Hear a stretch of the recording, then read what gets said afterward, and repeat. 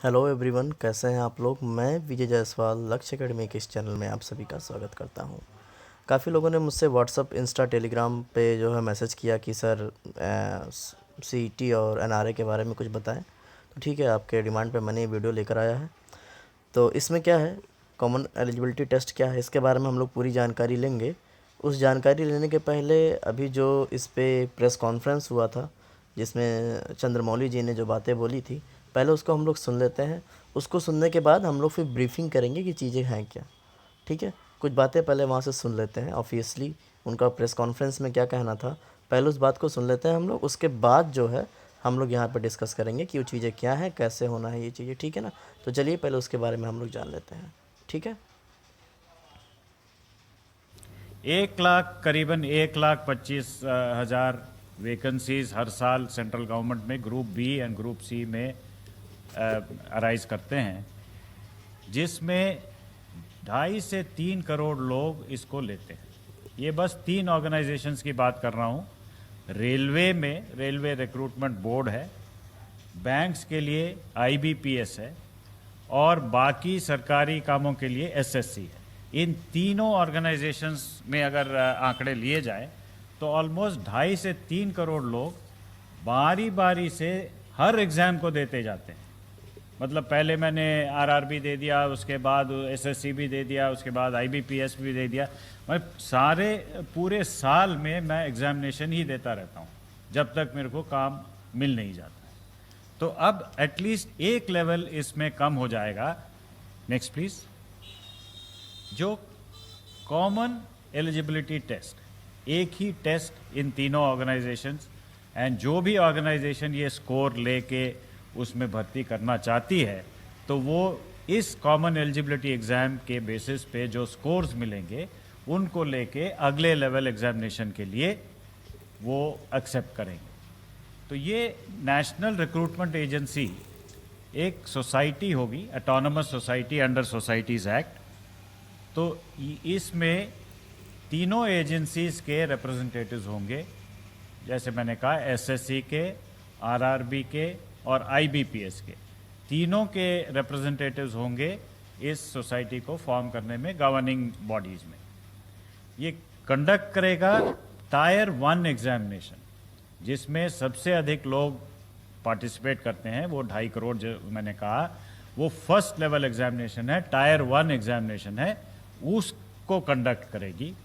ये fully online exam होगा, computer based exam होगा, और उसके स्कोर्स जो हैं वो इमीडिएटली कैंडिडेट को मिल जाएगा, जिसके बेसिस पे वो किसी भी एजेंसी में अपना, या एसएससी हो या आरआरबी हो या आईबीपीएस हो, वो स्कोर के आधार पे वो अप्लाई करके अगले लेवल एग्जामिनेशन ले सकते हैं। अब 3 ही एजेंसीज को पहले लिया है हमने, लेकिन in due course of time जैसे जैसे ये स्टेबलाइज होता जाएगा तो सारे रिक्रूटमेंट एजेंसीज में इस स्कोर को एक्सेप्टेंस देने की, इसको एक्सपैंड करने की भी हम सोच रहे हैं। तो इसमें फ़ायदा ये होगा कि स्टैंडर्ड करिकुलम होगा, एक ही करिकुलम होगा, एक पाठ्यक्रम के अनुसार एग्ज़ाम दिया जा सकता है हर ज़िले में। ये बहुत ही महत्वपूर्ण पॉइंट है कि हर ज़िले में एग्जामिनेशन सेंटर्स एटलीस्ट एक, और जहाँ कैंडिडेट्स ज़्यादा हैं तो मोर देन एक। तो दूर दराज इलाके में जो सेंटर्स नहीं हैं, अब हर ज़िले में ये सेंटर खोले जाएंगे। तो this will be a big boon for women, for the poor and the rural candidates.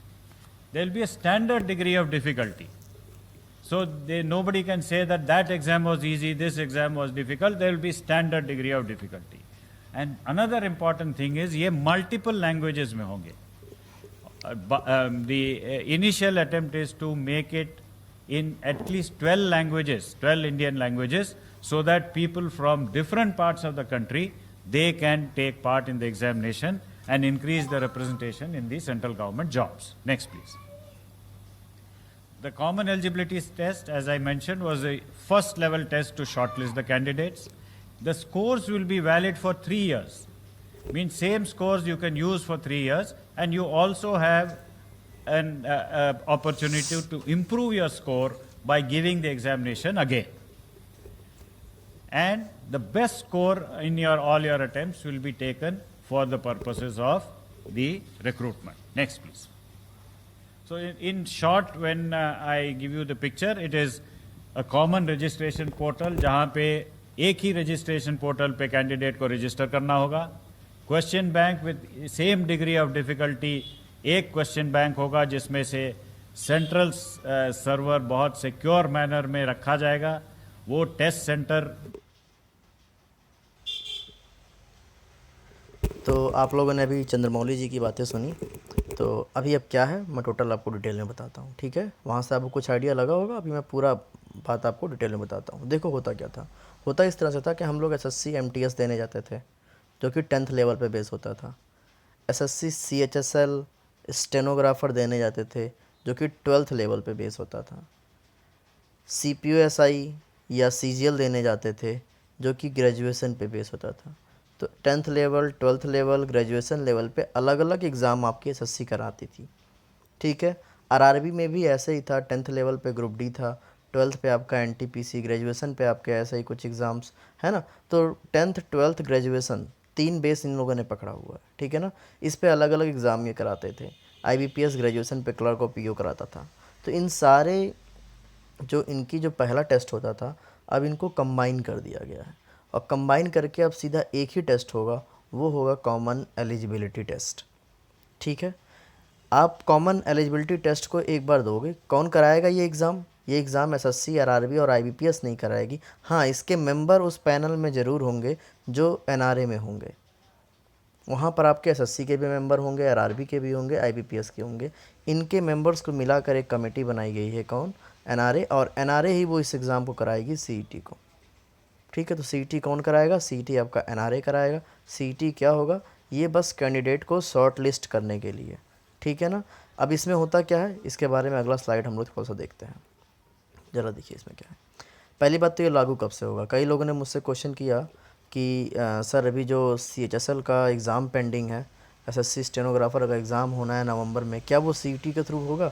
जी नहीं, वो सीईटी के थ्रू नहीं होगा। सीईटी आपका लागू कब से होना है? तो सीईटी आपका लागू होगा 2021 से। सीईटी कब से लागू होगा? तो सीईटी आपकी कब से लागू होगी? सीईटी आपकी लागू होगी 2021 से, ठीक है। सभी को बात समझ में आ रहा है? चलिए, तो 2021 से, हाँ, साल में कितनी बार होगा ये होगा साल में आपका 2 बार। सीईटी का जो ये एग्ज़ाम है, ये साल में कितनी बार होना है आपका? साल में आपका 2 बार होना है, हर 6 महीने के एक पीरियड में होगा। पहला एग्ज़ाम आपका होगा 2021 जुलाई में, ठीक है ना। सन 2021 जुलाई के मंथ में आपको पहला सीईटी देना रहेगा, तो प्रिपरेशन अभी से शुरू कर दीजिएगा। और दूसरा आपका होगा दिसंबर में, ठीक है। तो हर इस तरह से हर साल 2-2 एग्ज़ाम आपके सीईटी के होते रहेंगे। क्वेश्चंस कैसे होंगे? क्वेश्चन बिल्कुल जैसे आपके ऑब्जेक्टिव टाइप के होते थे, जैसा कि चंद्रमौली जी ने भी बताया कि स्टैंडर्ड एकदम नॉर्मल होगा। ऐसा नहीं कि आप उसे बहुत आसान कर पाएंगे या बहुत कठिन कर पाएंगे। मॉडरेट लेवल के क्वेश्चंस आपको वहाँ पे मिलेंगे, ठीक है। आगे की बातें अगर हम लोग देखें, स्कोर क्या होगा? स्कोर के बारे में जानकारी बड़ी ही ज़रूरी है। जैसे मान लीजिए कोई कैंडिडेट है, ठीक है। अब उस कैंडिडेट ने दिया, मान लो मैं हूँ, मैंने सीईटी का एग्ज़ाम दिया, मैं पाया 60 नंबर। कितना नंबर पाया मैं? 60 नंबर, ठीक है। अब बात ये होगी कि इसको देने के बाद ऐसा नहीं कि मुझे जॉब मिल जाएगा। अब इसको देने के बाद अब रोल में कौन आएगा? अब रोल में आएगा आपका एसएससी, अब रोल में आपका आएगा आईबीपीएस, अब रोल में आपका आएगा आरआरबी, ठीक है। मान लीजिए एसएससी 10+2 की वैकेंसी निकलती है, एसएससी 10+2 की वैकेंसी निकलती है, ठीक है ना। तो अगर मैंने 10+2 वाला सीईटी दिया हुआ है, ठीक है, और मैं 60 नंबर पाता हूँ, ठीक है। अगर एसएससी ने कहा कि एसएससी एक कट ऑफ बनाएगा, एसएससी क्या बनेगा वहाँ पे? एक प्री का कट ऑफ बनाएगा, सीईटी का एक कट ऑफ बना देगा, अपने एलिजिबिलिटी क्राइटेरिया में उसको रख देगा कि ऐसे विद्यार्थी जो सीईटी के एग्ज़ाम में 60 नंबर या 60 से अधिक नंबर लाए हों, वो इस फॉर्म को भर सकते हैं। तो जिन लोगों ने 59, 58, 55 लाया होगा, वो नहीं भर पाएंगे, उनको फिर से एक बार सीईटी देना पड़ेगा, ठीक है। तो इस तरह से उनकी एक क्राइटेरिया होगी। मान लो आईबीपीएस आता है, आईबीपीएस कहता है कि मुझे 70 नंबर चाहिए, जितने भी लोगों ने सीटी में 70 नंबर लाए हैं वो एग्ज़ाम को दे सकते हैं, और अगर मैंने 60 ही नंबर लाया था तो मैं एग्ज़ाम को दे नहीं पाऊँगा। आरआरबी आता है, आरआरबी कहता है जितने लोगों ने 55 नंबर लाया है वो इस एग्ज़ाम को दे सकते हैं। ठीक है, तो इन तीनों का कट ऑफ अलग अलग होगा। इसीलिए देखो ये चीज़ें महत्वपूर्ण इसीलिए हो जाती है कि आपको सीटी को हल्के में नहीं लेना है। इसमें आपको मिनिमम 80 नंबर आप मेंटेन करिए किसी भी तरह से, अगर 100 नंबर का होता है तो ये टारगेट आपका होना है, ताकि कोई भी आपका जो है कोई भी संस्था आपकी वैकेंसी निकाले, चाहे वो एसएससी निकाले, चाहे वो आईबीपीएस, चाहे वो आरआरबी, कोई भी निकाले, तो आप सारे एग्ज़ाम दे सको। ऐसा नहीं कि आपने सीटी पास कर लिया और आपको अब मिली जाएगी। आपको अच्छे नंबर से पास होना है। इसीलिए सरकार ने क्या किया है, सरकार ने कहा है कि चांस आपका इनफाइनाइट है, आप जितनी बार चाहो उतनी बार सीटी दे सकते हो। कोई उस पर लिमिट नहीं है कि आपको 2 बार देना है, 3 बार देना है, आप 20 बार देना, जब तक आपके मार्क्स इंप्रूव ना हो सकते तब तक आप सीटी दीजिए, कोई दिक्कत नहीं है। ठीक है ना, तो इस तरह से आपको अच्छे से, लेकिन कोशिश ये करना है कि इसके पहले भीड़ बढ़े।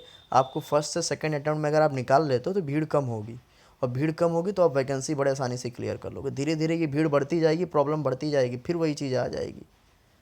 आने वाले 3 से 4 साल में फिर से वही चीज़ें हो जाएंगी, फिर से भीड़ बढ़ेगी। ये भी एक प्रॉब्लम आ गई, लेकिन आगे 3 से 4 साल बाद आएगी, जब कैंडिडेट ढेर सारे पास कर लेंगे तो वहाँ से फिर मेरिट हाई जाने लगेगा, तब 85 पे होगा, 90 पे होगा, फिर ऐसे होगा। स्टार्टिंग बेस पे मेरिट कम बनेगी। एसएससी आएगी वो भी कम मेरिट पे बच्चों को उठाएगा, आईबीपीएस आएगी वो भी कम मेरिट पे बच्चों को उठाएगा, आरआरबी आएगी वो भी कम मेरिट पे। इसीलिए अभी से आपको, अभी आप सीईटी के आने का वेट ना करिए कि जुलाई में है, जुलाई में देंगे, तैयारी करेंगे, नहीं, अभी से आप सीईटी के लिए लग जाओ। ठीक है, चलिए, वैलिडिटी कितनी होगी, तो वैलिडिटी इसकी, अगर एक बार आप सीईटी 90 नंबर ले आते हैं, 85 नंबर, 80 नंबर ले आते हैं, तो आप 3 साल तक कोई दिक्कत, आपको सीटी देने की ज़रूरत ही नहीं है। अगर 80, 85, 90 आप ले आ रहे हैं तो आप सीटी देने की ज़रूरत नहीं है, आप सारा दे सकते हो। 3 साल तक उसकी वैलिडिटी होगी। अगर 3 साल तक कोई एग्ज़ाम आप नहीं देते हैं तो फिर आप 3 साल के बाद वो एक्सपायर होगा, फिर आप सीटी देंगे। ठीक है, तो वैलिडिटी उस सीटी की कितनी होगी, आपकी 3 साल की होगी। चांसेस कितने हैं, इनफाइनाइट है, आप जितनी बार देना चाहो उतनी बार दो। एक बड़ा महत्वपूर्ण पॉइंट पहले इसको समझ लो, टाइप ऑफ सीईटी क्या होगा। अब इसको मैं रिलेट करता हूँ आपको यूपी टेट से।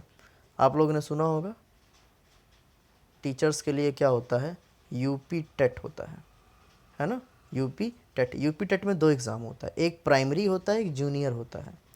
जितने भी लोग बीटीसी किए होते हैं वो प्राइमरी का देते हैं।